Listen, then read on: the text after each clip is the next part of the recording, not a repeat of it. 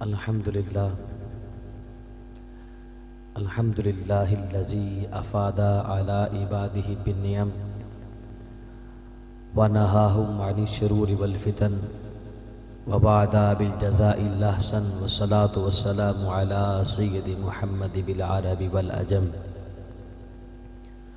وعلى آلہ وصحابہ وصحبہ وبارک وسلم وسلم علیہ اما بعد فاعوذ باللہ من الشیطان الرجیم بسم اللہ الرحمن الرحیم قال اللہ تبارک و تعالی فی القرآن المجید والفرقان الحمید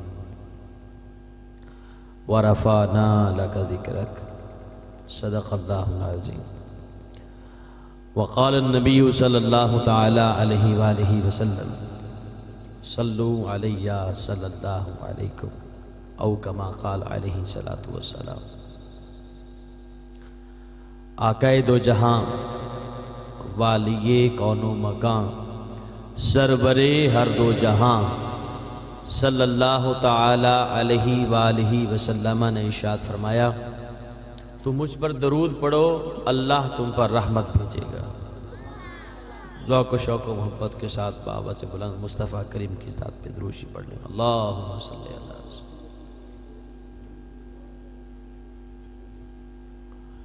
ایک بار سبحان اللہ کہیں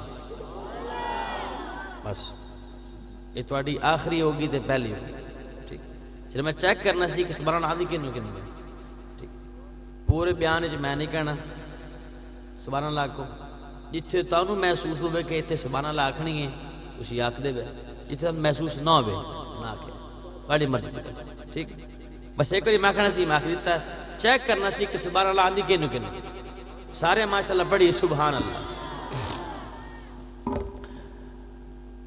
اللہ رب العالمین نے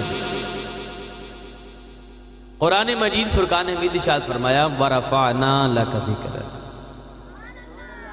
اے محبوب ہم نے آپ کے لیے آپ کے ذکر کو بلند کر دیا، آپ کے لیے آپ کے ذکر کو بلند کر دیا۔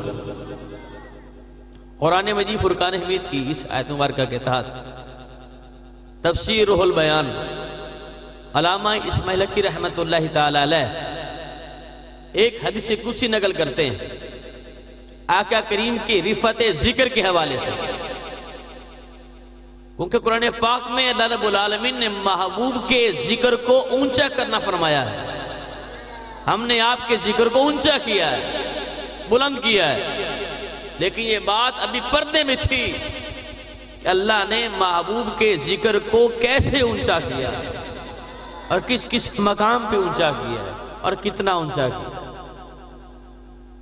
اس بات سے پردہ اٹھانے کے لیے تفسیر روح البیان میں اس حدیث قدسی کو نقل کیا گیا۔ آقا فرماتے ہیں کہ آتانی جبریل میرے پاس حاضر ہوا، حاضر ہو کے عرض کرتا ہے آقا انا ربک یقول، آقا بے شک آپ کا رب فرماتا ہے اتدری کیف رفعت ذکرک، محبوب کیا آپ جانتے ہیں کہ میں نے اللہ نے آپ کے ذکر کو کیسے اونچا کیا، کیسے اونچا کیا، آپ کو پتا ہے؟ تو محبوب نے ارشاد فرمایا جبریل واللہ ورسولہ عالم، واللہ عالم، اے جبریل اللہ کی ذات ہی زیادہ بہتر جانتی ہے کہ اس نے مجھے کو کیسے اونچا کیا ہے۔ واللہ عالم، عالم اس میں تفضیل کا صیغہ، اور یہ ملا عبدالغفور کا یہ اصول ہے، ملا عبدالغفور نحو کی کتاب ہے، اس کا یہ اصول ہے کہ اس میں تفضیل کے صیغے کے ساتھ جب کسی چیز کی نفی ہوتی ہے وہاں کل چیز کی نفی نہیں ہوتی بلکہ ذاتی کی نفی مراد ہوتی ہے، ذاتی کی نفی مراد ہوتی ہے۔ اس کی مثال بھی سمجھیں، کسی بندے کے بارے میں اگر یہ کہا جائے کہ یہ بندہ سخی نہیں ہے تو اس کا مطلب کیا بنتا ہے؟ یہ بندہ کنجوس ہے۔ یہ بندہ سخی نہیں ہے مطلب یہ کہ یہ بندہ کنجوس ہے، اور اگر کسی بندے کے بارے میں یہ کہا جائے کہ یہ بندہ زیادہ سخی نہیں ہے، اب یہاں پہ زیادتی کی نفی ہے کہ سخی تو ہے لیکن زیادہ نہیں، یہ بندہ زیادہ سخی نہیں ہے تو سخاوت کی نفی نہیں ہے، سخی ہے لیکن زیادتی کی نفی ہے کہ زیادہ نہیں ہے۔ تو محبوب نے جو فرمایا واللہ عالم، اس میں تفضیل کا صیغہ عالم، اے جبرائیل یہ بات سن لو، تیرے ذریعے بتا رہا ہوں، کوئی میرے بارے میں یہ گمان نہ کرے کہ مجھے پتہ کچھ نہیں ہے۔ عالم مجھے پتہ تو ہے لیکن زیادہ نہیں پتہ۔ عالم اللہ زیادہ بہتر جانتا ہے، مجھے پتہ تو ہے اللہ نے میرے ذکر کو کیسے اونچا کیا، میرے ذکر کو کیسے اونچا بڑھایا ہے، لیکن زیادہ اللہ بہتر جانتا ہے۔ پھر جبریل پاک نے عرض کیا، آپ کا رب فرماتا ہے اذا ذکرت ذکرت معی، اے محبوب جہاں جہاں مجھ اللہ کا ذکر ہوگا وہاں ساتھ آپ کا بھی ذکر ہوگا۔ یہ ہے محبوب کے رفت ذکر کا معیار۔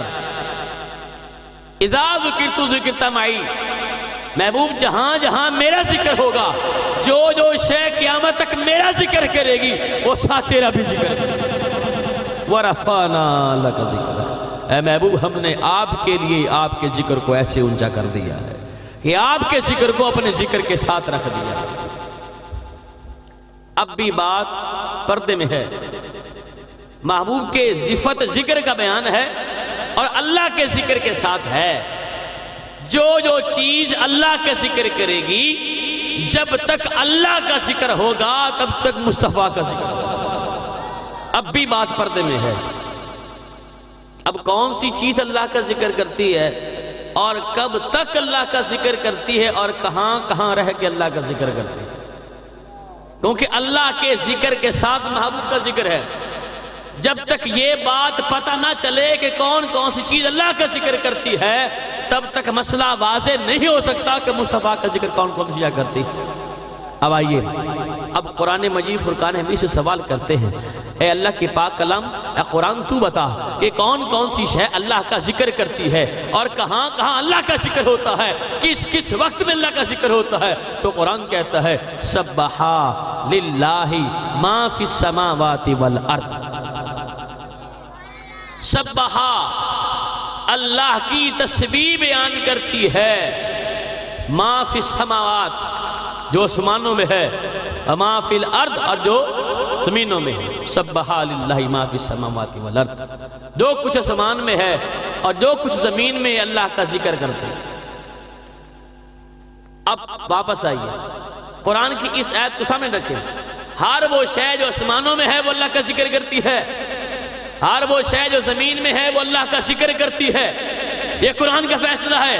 اب پیچھے آئیے، حدیث قدسی کیا بیان کر رہی ہے، اذا ذکرت ذکرت معی، محبوب جہاں جہاں میرا ذکر ہوگا وہاں ساتھ تیرا بھی ذکر ہوگا، وہاں ساتھ تیرا بھی ذکر ہوگا۔ اب حدیث قدسی کو اور قرآن مجید فرقان حمید کی آیت کو ملائیں اور ملا کر نتیجہ یہ نکلتا ہے کہ ساتوں کے ساتوں آسمان اگر اللہ کا ذکر کر رہے ہیں، ساتھ مصطفیٰ کا ذکر بھی کر رہے ہیں۔ آسمان پہ سورج اگر اللہ کا ذکر کر رہا ہے، ساتھ مصطفیٰ کا ذکر بھی کر رہا ہے۔ آسمان پہ چاند اگر اللہ کا ذکر کر رہا ہے، ساتھ مصطفیٰ کا ذکر بھی کر رہا ہے۔ آسمان پہ ستارے اگر اللہ اللہ کر رہے ہیں، ساتھ مصطفیٰ کی تسبیح پڑھ رہے ہیں۔ آسمان میں فرشتے، آسمانوں کے پار جنت، اللہ کا عرش، کائنات کا ذرہ ذرہ اگر اللہ اللہ کر رہا ہے، ساتھ مصطفیٰ کی کر رہا ہے۔ اب آسمان کی بلندیوں سے زمین کی پستیوں پہ آئیں، ساتوں کی ساتوں زمینیں اگر اللہ کا ذکر کر رہی ہیں، ساتھ مصطفیٰ کا ذکر بھی کر رہی ہیں۔ زمین کے اندر چلے جائیں، زمین کے اندر پانی کا قطرہ قطرہ اگر اللہ اللہ کر رہا ہے، ساتھ محمد بھی کر رہا ہے۔ پانی کے اندر چلے جائیں، پانی کے اندر جو مچھلیاں ہیں اگر وہ اللہ کا ذکر کرتی ہیں، ساتھ مصطفیٰ کا بھی ذکر کرتی ہیں۔ زمین کے اوپر یہ شجر، یہ حجر، یہ مکان، یہ دور و دیوار، یہ کائنات کا ذرہ ذرہ اللہ اللہ کر رہا ہے، ساتھ مصطفیٰ۔ تو جیسے اللہ کا ذکر ختم نہیں ہو سکتا، اللہ کا ذکر ختم نہیں ہو سکتا، جیسے کوئی چیز اللہ کے ذکر سے بری نہیں ہو سکتی، ایسے کوئی شے مصطفیٰ کے ذکر سے مستغنی ہو سکتی نہیں۔ اذا ذکرت ذکرت، کیونکہ جہاں اللہ کا ذکر ہے وہاں محبوب تمہارا بھی ذکر ہے۔ ورفعنا لک ذکرک، اے محبوب ہم نے آپ کے ذکر کو اتنا بلند کر دیا، اتنا بلند کر دیا کہ آپ سفر میں جائیں گے تب بھی آپ کا ذکر ہوگا، آپ آرام کرنے کے لیے بستر پہ آئیں گے تب بھی آپ کا ذکر ہوگا، اگر آپ سواری پہ سوار ہوں گے تب بھی آپ کا ذکر ہوگا، آپ واز کرنے کے لیے منبر پہ آئیں گے تب بھی آپ کا ذکر ہوگا، آپ جہاد کرنے کے لیے میدان جہاد میں اتریں گے تب بھی آپ کا ذکر ہوگا۔ میں اللہ قدم قدم پہ تیرے ذکر کی رفتوں کو بڑھاتا چلا جاؤں گا۔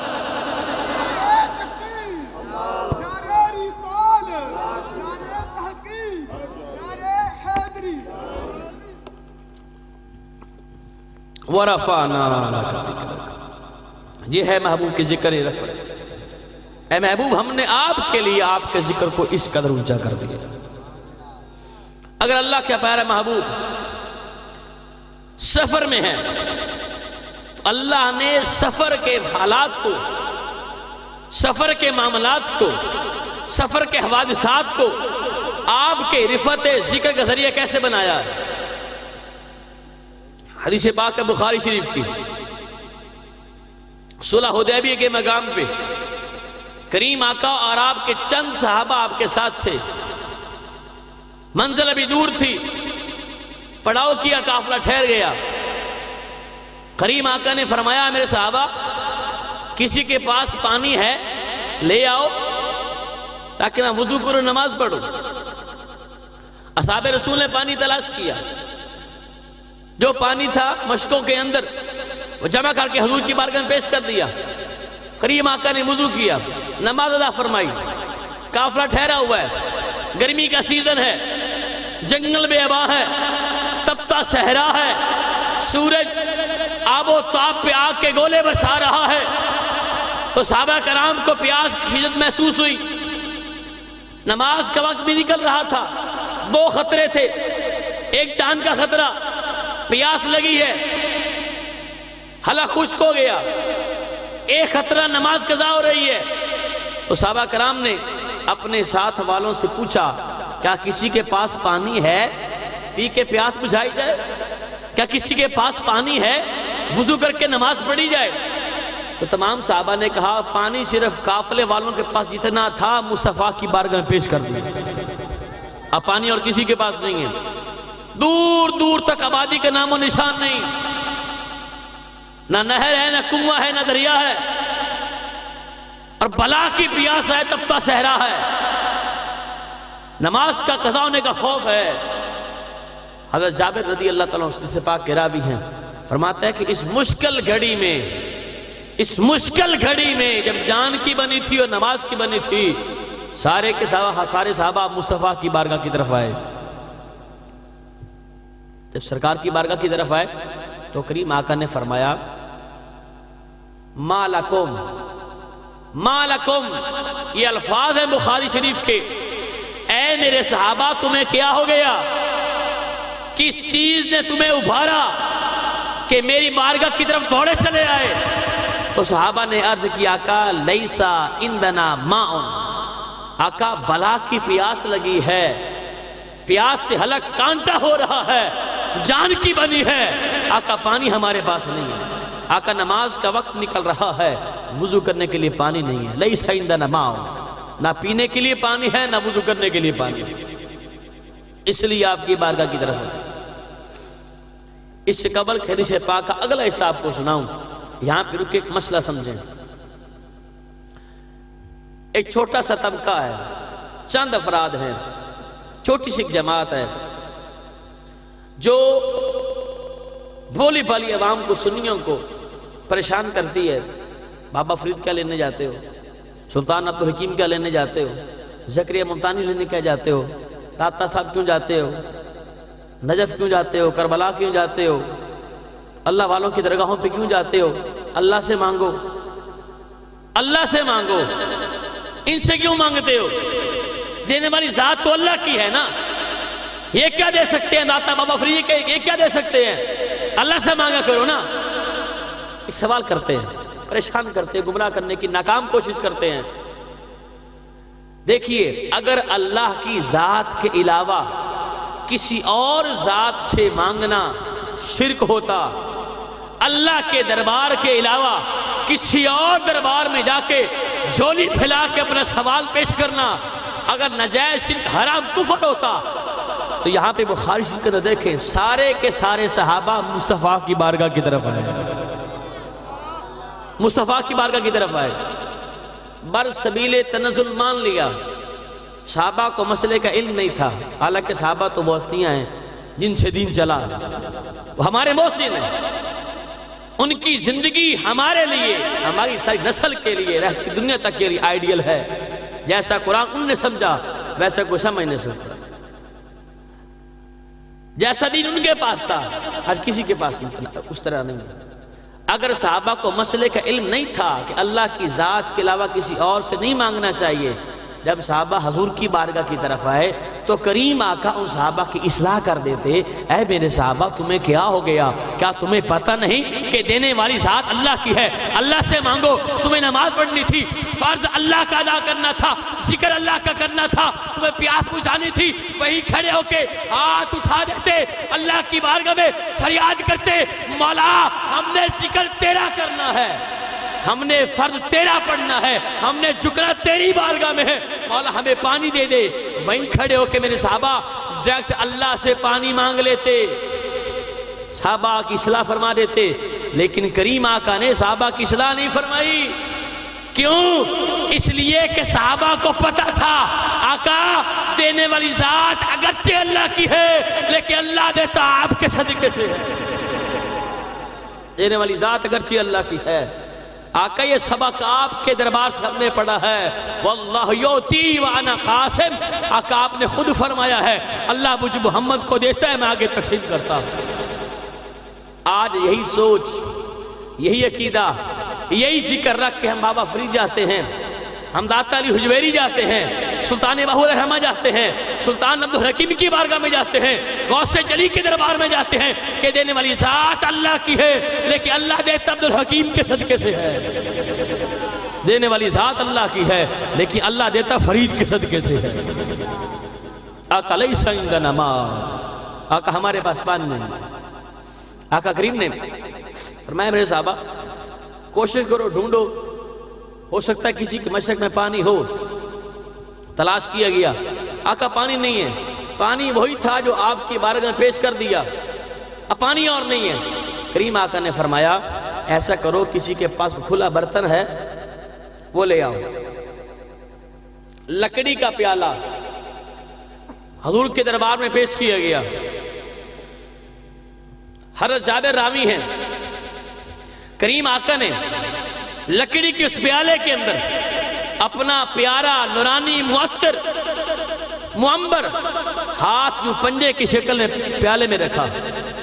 حضرت جابر فرماتے ہیں کہ ہماری ان آنکھوں نے دیکھا کہ کریم آقا کی 500 انگلیوں سے پانی کے چشمے بہہ لگے،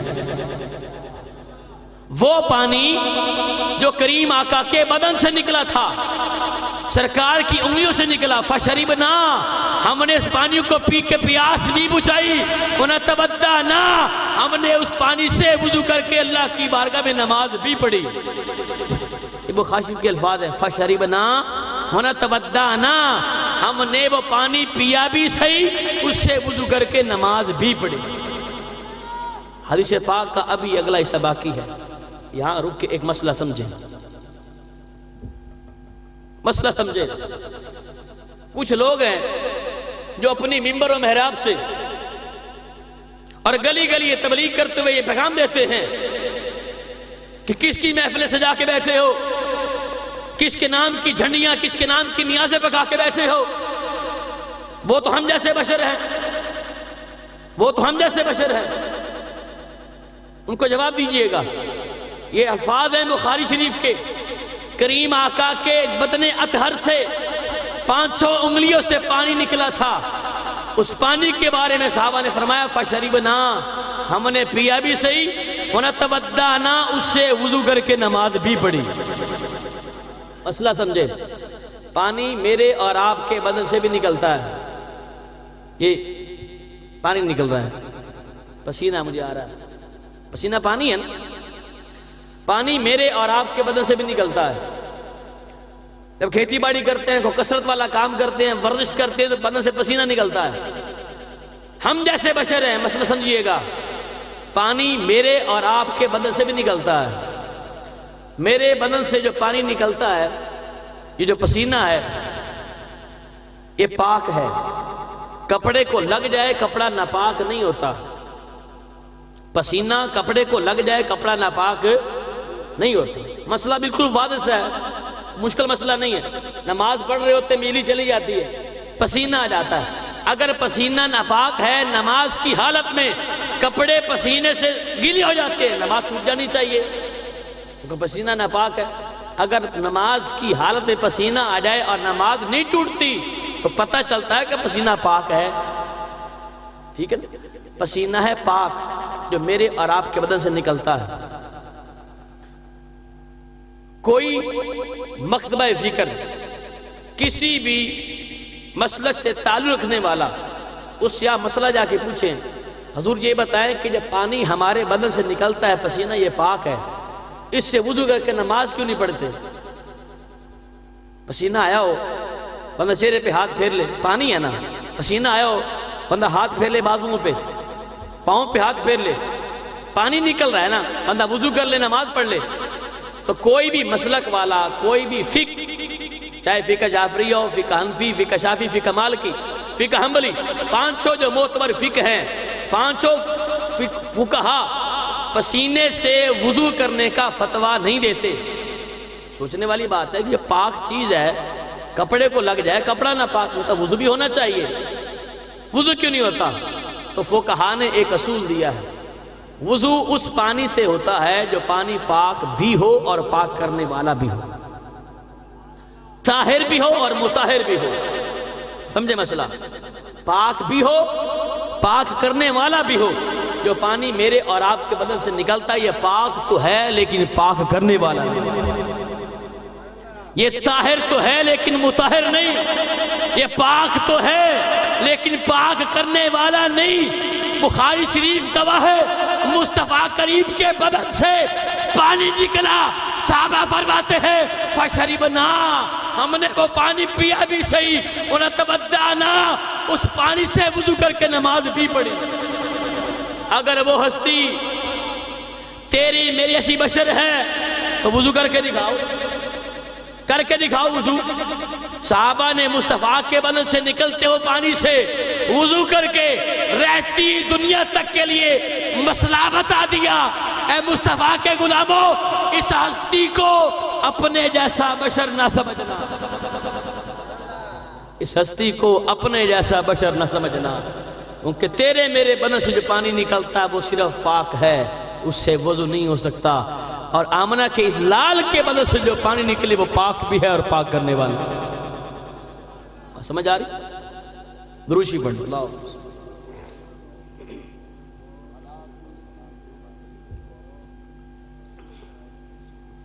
اصحاب رسول نے وضو کیا، نماز ادا کی، صحابہ چل دیا، قافلے نے جہاں پہنچنا تھا قافلہ پہنچ گیا۔ ایک صحابی رسول جس کو مصطفیٰ کریم کے اس معجزے کی خبر پہنچی، جو اس قافلے کے اندر شامل نہیں تھا، کہ رستے میں قافلے والوں کو پانی کی حالت محسوس ہوئی، تو کریم آقا کی 500 انگلیوں سے پانی کے چشمے بہہ نکلے، جس کو امام اہل سنت بریلی کے تاجدار امام عمر رضا خالد رحمہ نے بڑا خوبصورت بیان کیا اس پورے معجزے کو۔ انگلیاں ہیں فیض پر، پیالے میں پڑا سرکار کا مبارک پنجہ، انگلیاں ہیں فیض پر، پانی نکل رہا تھا، ٹوٹے ہیں پیاسے جھوم کر، ندیاں پنجاب رحمت کی ہیں جاری واہ۔ اس صحابی رسول کو ملاقات ہوئی جابر رضی اللہ تعالیٰ عنہ سے، عرض کرتے ہیں حضور وہ جو سرکار کا معجزہ تھا، جب سرکار کی مبارک انگلی سے پانی نکلا تھا، آپ نے نظارہ دیکھا، اس پانی کو پی کے پیاس بجھائی، ذرا یہ بتائیے آپ لوگ قافلے والے کتنے تھے، کتنے افراد تھے؟ جب مصطفیٰ کی انگلیوں سے پانی نکلا تھا آپ لوگوں نے پیا تھا، وضو کر کے نماز پڑھی تھی۔ اس صحابی کا سوال تھا کتنے تھے آپ؟ تو جابر رضی اللہ تعالیٰ نے مسکرا دیے، آپ نے کہا ہے میرے دوست اپنا سوال بدل، اپنا سوال بدل. تو یہ نہ پوچھ ہم کتنے تھے. وہ فیض مصطفیٰ کی انگلی سے جاری ہوا تھا. وہ فیض لمیٹڈ نہیں تھا، ان لمیٹڈ تھا. وہ محدود نہیں تھا، لامحدود تھا. تو یہ نہ پوچھ ہم کتنے تھے، تو یہ سوال کر کتنے اور ہوتے، کتنے اور ہوتے. پانی ان کو کافی ہو جاتا. فرمایا رب کعبہ کی قسم ہم تھے تو 1500. 5 انگلیاں پانی، 1 پیالہ 1500. رب کعبہ کی قسم ہم تھے 1500. لو کننا 100,000، اگر 1,00,000 کا لشکر بھی ہوتا لکفانا، وہ 1,00,000 بندہ بھی پانی پی جاتا. وہ فیض اس قدر عام تھا.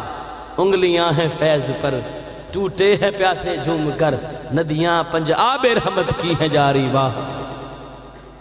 یہ ہے مصطفیٰ کی رفعت ذکر. آپ سفر میں ہیں، سفر میں ہیں، منزل کو پہنچے ہیں، لیکن سفر کے اندر بھی اللہ نے محبوب کے ذکر کو اونچا کر دیا. وَرَفَعْنَا لَكَ، اے محبوب آپ سفر کریں گے تب بھی آپ کا ذکر ہوگا، قدم قدم پہ آپ کا ذکر اونچا ہوگا. وَرَفَعْنَا لَكَ ذِكْرَكَ، اے محبوب میں نے آپ کے ذکر کو اتنا اونچا کر دیا ہے، اتنا اونچا کر دیا ہے کہ اب قیامت تک جو بندہ تیرا ذکر کرے گا، تیرے ذکر کی محفل سجائے گا، تیری ذات کی شان کے قصیدے پڑھے گا، نعتیں پڑھے گا، میں اللہ تیرے ذکر کے صدقے سے اس کا ذکر بھی اونچا کر دوں. محبوب کے ذکر کا صدقہ میں اس بندے کا ذکر بھی اونچا کر دوں. اس مسئلے کو سمجھے. جنہوں نے مصطفیٰ کی شریعت کا درس دیا، جنہوں نے کریم آقا کی نعتیں پڑھی، کریم آقا کے ذکر کی محفل سجائی، اللہ نے ان کا ذکر کیسے اونچا کیا.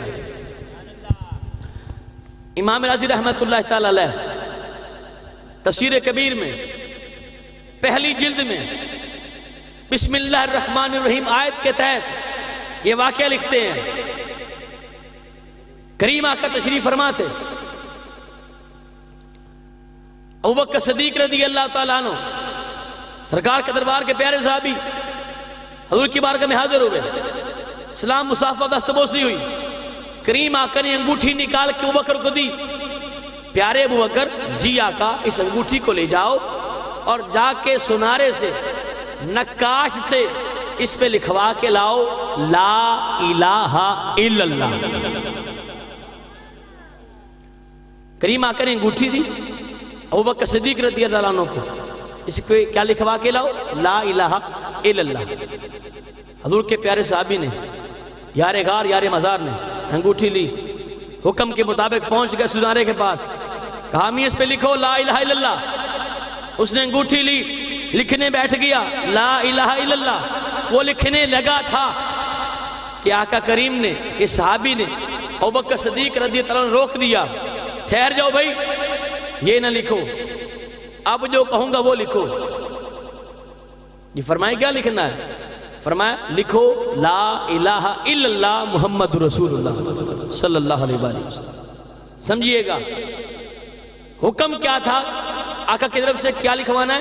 کلمے کا پہلا جز لا الہ الا اللہ، لیکن لکھوا کیا رہے ہیں؟